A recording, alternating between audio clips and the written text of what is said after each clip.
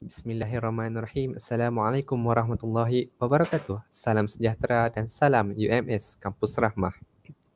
Terlebih dahulu saya perkenalkan diri saya. Nama saya Yazid Maula Abdul Malik Ismail, merupakan pelajar tahun 2 yang sedang belajar di Universiti Malaysia Sabah, Kampus Sandakan di dalam bidang Hortikultur dan Landscape ataupun kodnya HG35.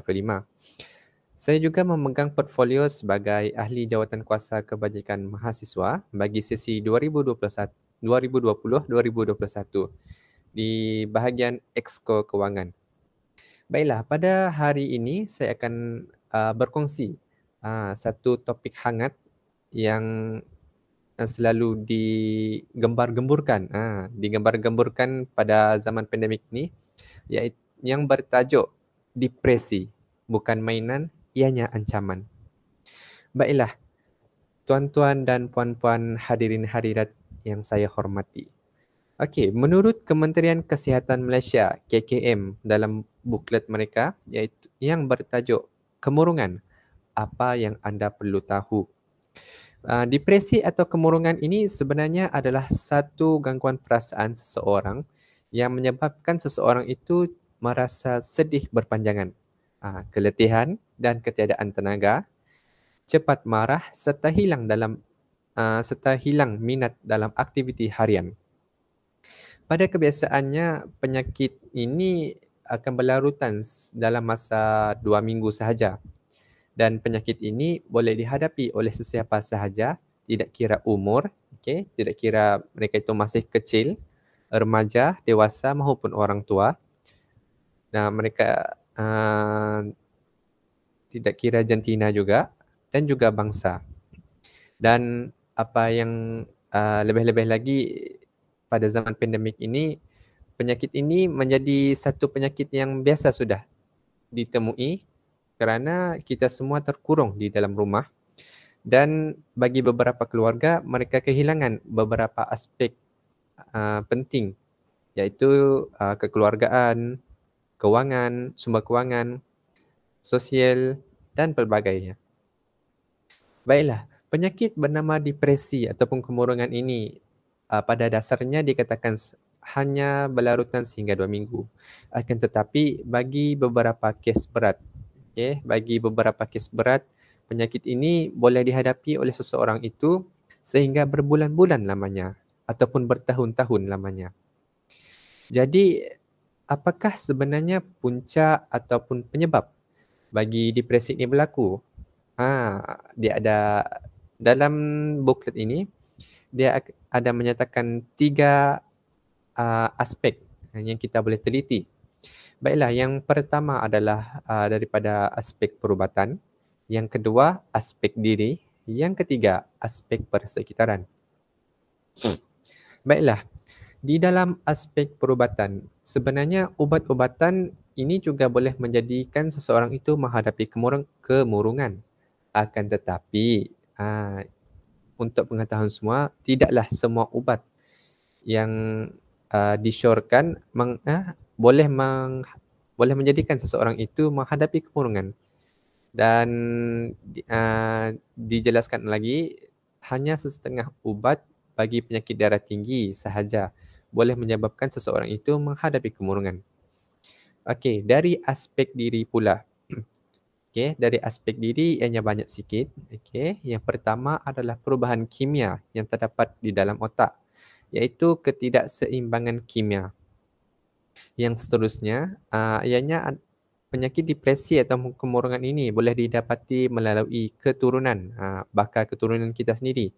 Tidak kira ianya daripada ayah kita, ibu kita, maupun daripada moyang-moyang ataupun atuk nenek kita terdahulu. Jika salah seorang daripada mereka mempunyai sejarah depresi atau kemurungan, tidak mustahil anak-anak, cucu maupun cicit juga menghadapi kemurungan. Baiklah, yang seterusnya adalah gangguan daripada penyakit lain. Contoh yang diberikan adalah seperti gangguan fungsi thyroid, hypothyroidism, yang juga boleh membawa seseorang menjadikan seseorang itu menghadapi kemurungan. Okey. Selain itu juga, corak pemikiran seseorang juga boleh membuatkan seseorang itu menghadapi kemurungan. Okey. Apabila seseorang itu terlampau berfikir ataupun disebut sebagai overthinking, ianya boleh mengundang kepada seseorang itu menghadapi kemurungan dan ianya memberikan satu perubahan kepada persepsi diri, persekitaran dan yang paling hebat kepada kehidupan si penghidap itu sendiri. Dan yang terakhir dalam aspek diri, ianya juga boleh dicetuskan oleh stresor. Apakah itu stresor? Stresor ataupun disebut sebagai punca stres.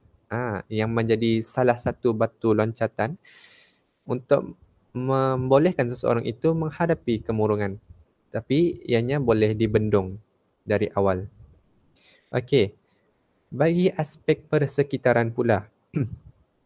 Okey, persekitaran yang terjadi di persekitaran seseorang itu juga boleh menyebabkan seseorang itu menghadapi kemurungan.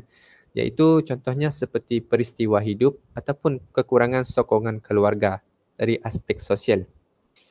Seperti bertanya khabar apa semua. Okey.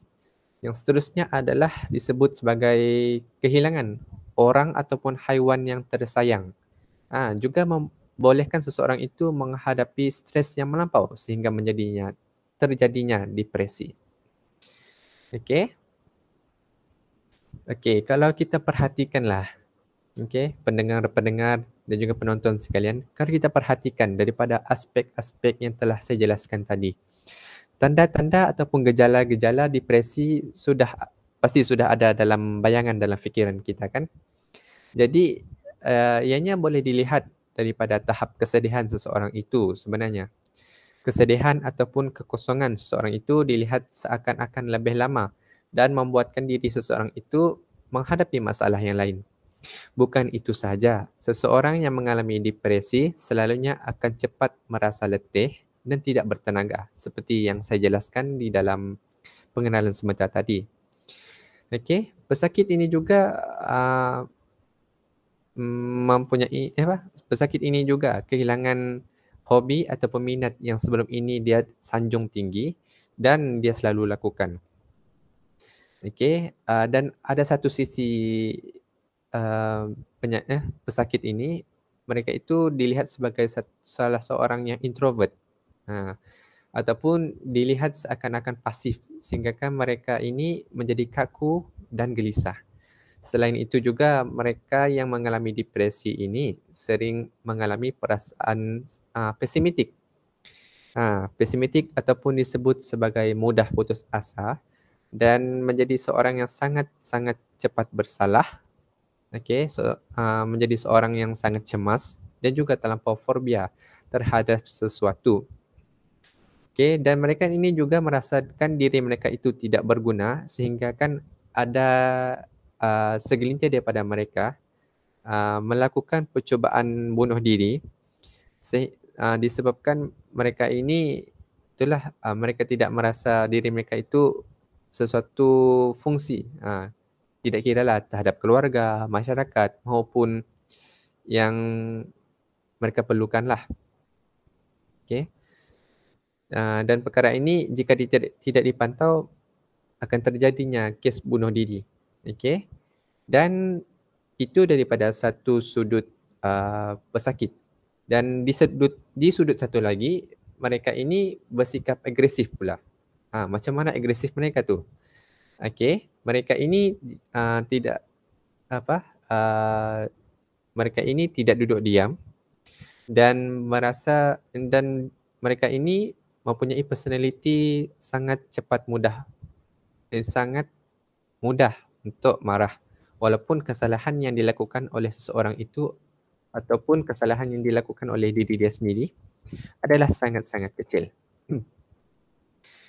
Okey, bagi fisiologi tubuh badan kita pula, ianya boleh dilihat daripada beberapa perkara. Okey, kita boleh semaklah sama-sama. Okey, antaranya ialah gangguan tidur. Gangguan tidur ni pun boleh menentukan sama ada kita ini mempunyai gejala depresi ataupun tidak. Okey, macam mana gangguan tidur tu? Okey, yang pertama kita mungkin bangun terlalu awal. Okey. Kita mungkin menjadi seorang, bagi kata orang tadi, lebih awal bangun daripada orang morning person. Okey, yang seterusnya adalah seseorang itu mungkin mengalami tidur yang berlebihan. Juga tapi ini bukannya tapi berlebihan tidur yang dikatakan di sini bukannya hypersomnia ya. Sila ambil maklum. Okey. Bagi fisiologi tubuh badan kita juga, kita bagi pesakit yang menghadapi depresi ini juga, mereka ini kurang selera makan sehingga kan mereka ini mendapat penyakit malnutrisi, iaitu kekurangan nutrisi dan mengalami penurunan berat badan. Tidak kiralah ianya secara berperingkat maupun penurunan yang mendadak. Okey. Mereka yang mengalami depresi ini seringkali mengalami sakit kepala, sakit-sakit badan dan juga gangguan penghadaman akibat kurangnya pengambilan makanan yang sepatutnya. Disebabkan mereka ini kekurangan nutrisi yang sepatutnya. Baiklah, bagi setengah pesakit pula, mereka ini mengalami simptom kurang nafsu seksual. Okey. Baiklah, bagi tahap fokus bagi pesakit ini, mereka selalunya kurang daya tumpuan yang sepatutnya kerana mereka ini terlampau berfikir terhadap sesuatu permasalahan mereka secara berlebihan. Yang tadilah disebut sebagai overthinking, dan juga ianya boleh mengganggu prestasi memori ingatan mereka. Bukan itu saja, mereka juga akan menjadi salah seorang yang sukar untuk melakukan keputusan. Baiklah, itu adalah tanda-tanda ataupun gejala. Macam mana kita mau semak sama ada diri seseorang itu menghadapi depresi ataupun kemurungan. Jadi, kita sudah semak gejalanya. Jadi, siapakah yang berisiko sebenarnya? Kalau pada dasarnya tadi, di pengenalan saya bagi tahu yang pesakit depresi ini sebenarnya tidak kira umur, tidak kira jantina maupun bangsa. Jadi secara spesifiknya di sini, siapa yang berisiko sebenarnya? Yang pertama adalah yang pernah mengalami kemurungan pada masa yang lepas, iaitu mempunyai sejarah kemurungan ataupun depresi. Okey, yang kedua adalah mempunyai ahli keluarga yang menghidap kemurungan. Seperti yang saya jelaskan tadi, ianya adalah penyakit keturunan. Okey, yang seterusnya adalah penghidap penyakit kronik. Okey. Mereka yang seterusnya juga adalah yang keempat, mereka yang kehilangan anggota tubuh badan secara tiba-tiba. Yang ini kita tidak nafikanlah sebab mungkin pesakit itu memerlukan anggota tersebut lebih daripada orang lain perlu dan tiba-tiba hilang, dan perkara itu menjadi satu bad news, satu mimpi buruk kepada pesakit itu, dan tidak mustahil ianya juga memberikan impak kepada pesakit untuk menghadapi kemurungan. Baiklah, yang seterusnya adalah kematian orang ataupun haiwan secara tiba-tiba. Okey, kalau kita tengok di sini banyak benda yang tiba-tiba. Jadi sebenarnya tiba-tiba ni ianya memberi satu persepsi yang lain, sebab kita ni tidak bersedia lagi untuk terima benda tersebut. Jadi apabila terdapat insiden tiba-tiba begini, perlulah sokongan dan dorongan yang terdekat ataupun yang mengenali si mangsa. Okey, yang seterusnya adalah orang yang menghadapi penceraian. Okey, kalau kita tengok pada zaman pandemik ni kes penceraian yang tinggi. Jadi kita boleh semaklah. Okey. So kita pun merupakan salah satu golongan yang berisiko. Okey, seterusnya adalah orang yang menghadapi masalah rumah tangga. Okey, masalah dan juga masalah keluarga. Okey, yang seterusnya adalah penyalahgunaan dadah dan arak dan juga pengambilan ubat-ubat tertentu. Okey, seperti yang saya telah jelaskan sebentar tadi. Okey, yang seterusnya adalah mangsa penderaan. Mangsa penderaan, mangsa buli. Okey, daripada mereka ini selalu berfikir, selalu overthinking yang mereka ini akan dibuli lagi. Jadi mereka akan didera lagi. Jadi mereka ini mempunyai satu risiko yang tinggi jugalah untuk menghadapi depresi. Baiklah, yang seterusnya adalah pekerja yang menghadapi tekanan di tempat kerja. Okey. Yang terakhir adalah bagi ibu-ibu yang mengandung lah, khasnya bagi ibu yang mengandung, iaitu perasaan sedih semasa dalam pantang. Ini bagi selepas bersalin lah. Okey. Itu merupakan golongan-golongan yang telah disenaraikan. Tapi sebenarnya banyak lagi. Okey, banyak lagi golongan yang berisiko untuk mendapat depresi ataupun kemurungan ini. Jadi sama-samalah kita, sebaik-baiknya kita sama-sama semak gejala dan supaya kita ni tidak mendapatlah penyakit depresi ini. Okey, kesan sampingan bagi pesakit depresi. Ini agak nak kata ini kesan ni agak nyatalah. Sebab orang stres, orang tengah depresi, orang yang telah berfikir, kita boleh ada kesan sampingan dia ni, kita boleh menjadi salah satu semakan juga. Bukan hanya gejala-gejala kita boleh semak, dan kesan sampingan ni pun kita boleh semak supaya kita boleh tahu stage awal, iaitu masa masih boleh dibendung lagi. Okey, yang pertama adalah mulut kering. Okey, mulut kering, bibirlah, selalunya bibir kering. Okey, ini sebab kita kekurangan air, kita dehidrasi. Okey. Okey, yang seterusnya adalah sembelit. Okey, disebabkan oleh kekurangan nutrisi, yang dijelaskan tadi. Seterusnya yang ketiga adalah masalah puning kencing. Maaf saya. Yang keempat adalah masalah seksual. Yang kelima, penglihatan yang kabur. Yang keenam adalah simptom-simptom pening. Ianya bukan migrain ya, pening, selalu pening lah, sakit kepala. Okey. Bagi penyakit depresi, apakah pencegahan dan rawatan yang boleh dilakukan? Okey. Yang pertama, kita kena semak diri kita. Kita kena semak adakah kita tergolong dalam golongan yang menghadapi depresi.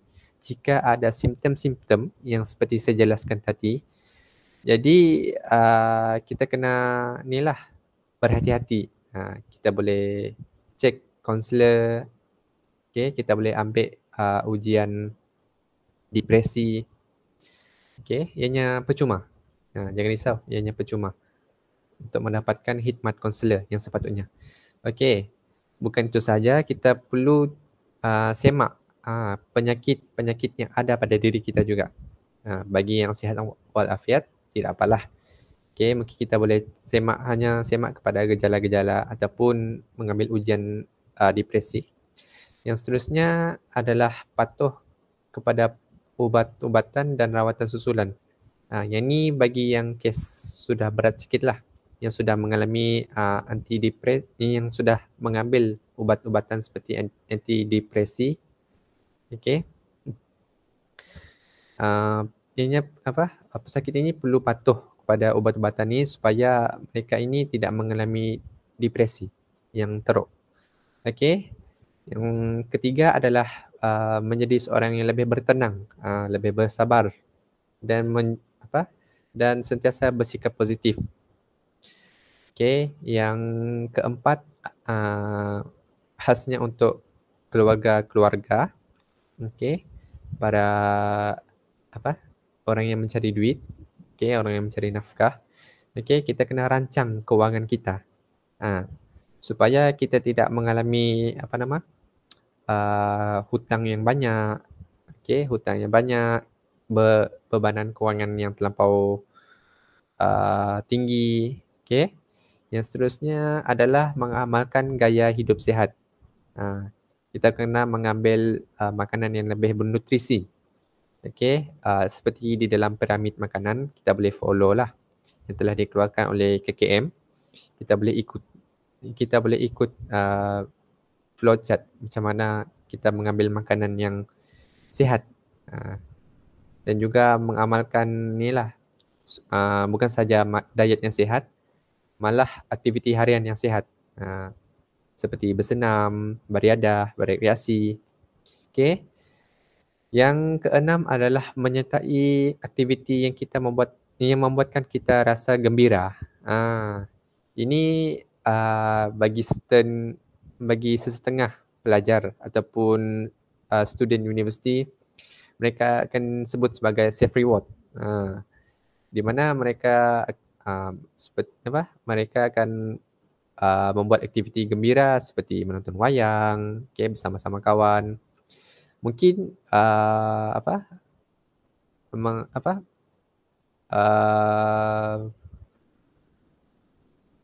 spending time di pantai ataupun bersama-sama keluarga ataupun menyertai aktiviti sosial yang lain lah, hiking.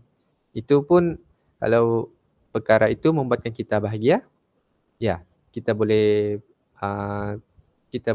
teruskan supaya kita tidak mendapat penyakit depresi. Baiklah, yang terakhir adalah pecahkan tugas yang besar kepada yang kecil dan juga beri keutamaan. Yang ni saya tidak nafikan sebab selalunya kita mendapat satu tugasan yang besar, okey, selalunya. Dan bagi beberapa orang, mereka hanya menampak tugas yang besar ini saja. Tetapi jika mereka ini bijak untuk menghadapinya, mereka ini akan pecahkan beberapa tugas besar ini kepada tugas-tugas yang lebih kecil dan juga menampakkan tugas-tugas tersebut lebih mudah untuk dilakukan. Dan juga mereka boleh memberi keutamaan yang sepatutnya. Kemanakah tugas-tugas yang sepatutnya dilakukan terlebih dahulu, supaya mereka ini tidak terlepas daripada flow ataupun perjalanan untuk menyelesaikan tugas-tugas tersebut. Okey, itu adalah antara pencegahan yang boleh dilakukan untuk penyakit depresi. Dan bagi yang telah menghadapi depresi, apakah rawatannya? Okey, apakah rawatannya? Okey, yang pertama kalau kita tengok di sini, kalau kita perhatikanlah, okey.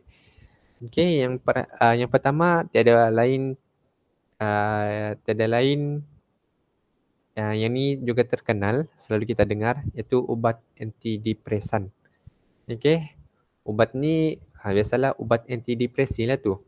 Sama aja. Okey, yang kedua adalah rawatan yang dilakukan adalah terapi elektrokonvulsif ataupun ETC. Okey, elektrokonvulsif terapi. Sama aja. Yang ketiga adalah psikoterapi. Okey, psikoterapi itu dibuat oleh para psikologi kita. Dan juga yang terakhir adalah kaunseling. Sesi kaunseling bersama-sama dengan kaunselor. Okey, itu juga perlu bagi merawat depresi ataupun kemurungan ini. Okey. Kalau kita menghadapi kemurungan, apa yang perlu kita lakukan? Okey. Tadi saya ada menyebut beberapa perkara dan Ini juga disebut lagi di sini. Okey. Apakah yang pertama, kita perlu berjumpa dengan doktor di hospital. Okey. Berjumpa dengan doktor di hospital supaya perkara ini boleh dipanjangkan lagi kepada kaunselor-kaunselor yang bertauliah. Sebab kaunselor ini juga ada link, okey, ada juga link lah kepada doktor-doktor di hospital. Okey, itu yang pertama. Kita berjumpa dengan doktor di hospital. Yang kedua, kita berjumpa terus kepada kaunselor. Okey, berjumpa terus kepada kaunselor. Okey, yang ketiga adalah buat sesuatu yang membolehkan kita membuatkan kita ketawa. Ketawa atau gembira, begitu. Yang keempat, rehatkan diri dari perkara rutin. Okey.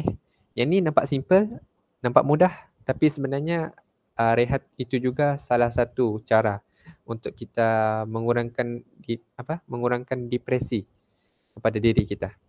Okey, yang kelima adalah mengelakkan diri daripada membuat keputusan yang besar dan berisiko. Jadi kalau ada satu keputusan yang besar, kita kena fikir sebaik-baiknya dan kita kena faham akan risikonya. Jadi kalau boleh, kalau keputusan yang besar ni kita ambil masa dan kita bincang dengan sesiapa yang kita perlu supaya kita mendapat satu jawapan yang lebih jelas, gitu. Okey, yang keenam adalah pecahkan tugas yang besar kepada yang kecil dan beri keutamaan. Seperti yang saya telah jelaskan tadi. Dan yang terakhir adalah dekatkan diri kepada Tuhan. Saya tidak nafikanlah sebab manusia juga berpegang kepada Tuhan. Ada Tuhan masing-masing. Dan bermohonlah kepada Tuhan, berdoalah. Sembahyanglah. Supaya diri kita ini insyaAllah menjadi seorang yang lebih tenang, lebih positif dan seorang yang lebih bersabar. Okey, jadi kesimpulan daripada penyakit depresi atau kemurungan ini. Okey. Ada beberapa perkara yang selalunya dikatakan oleh orang luar, orang yang tidak memahami. Para netizen di media sosial pun kadang-kadang mereka ini tidak faham depresi ini macam mana. Mereka katakan perkara ini tidak boleh dirawat. Depresi tidak boleh dirawat. Tidak. Sebenarnya depresi ini juga boleh dirawat. Tetapi mempunyai terdapat rawatan yang yang disyorkan sajalah. Okey. Depresi ini juga, pesakit depresi ini juga tidak perlu dirawat. Ada orang kata tidak perlu dirawat dan boleh hilang dengan sendirinya. Tidak. Jika pesakit-pesakit ini tidak mendapat satu circle ataupun satu kelompok yang positif, yang bertenang, yang membuatkan mereka rasa gembira, penyakit ini tidak akan hilang dengan sendirinya. Dan perkara ini perlu dirawat lagi menggunakan rawatan-rawatan yang telah disediakan oleh hospital. Okey. Bagi pesakit depresi ini juga, kalau beberapa keluarga mereka anggap orang yang menghadapi penyakit depresi ini menjadikan mereka rasa malu. Sebab ialah menjadi seorang yang depresi atau kemurungan ini ianya satu perkara yang orang kata tidak sihat, tetapi sebenarnya ianya kita kena semak bagaimana punca. Okey, bagaimana punca untuk mendapatkan depresi ini? Adakah ianya dari siapa? Dari apa? Kita kena kenal depresi ini macam mana. Okey. Dan ada setengah orang juga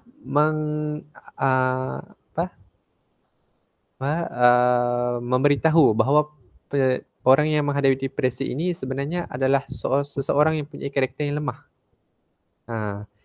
Kita tidak tahu sebenarnya adakah sebenarnya orang itu adalah mempunyai karakter yang lemah. Adakah sebenarnya orang itu dia mempunyai karakter yang kuat. Akan tetapi setelah sekian lama dia telah ditekan, dia telah dimarah, dicaci, dimaki mungkin. Ya, akhirnya dia telah terlampau bersabar, terlampau menahan sehingga kan diri dia mendapat satu penyakit depresi. Dan perkara ini sangat-sangat tidak sihat. Jadi kita buanglah perspektif negatif terhadap penyakit ini. Okey. Kita kena semak balik diri kita, keluarga kita, kawan-kawan kita maupun komuniti yang terdekat dengan kita. Okey. Kita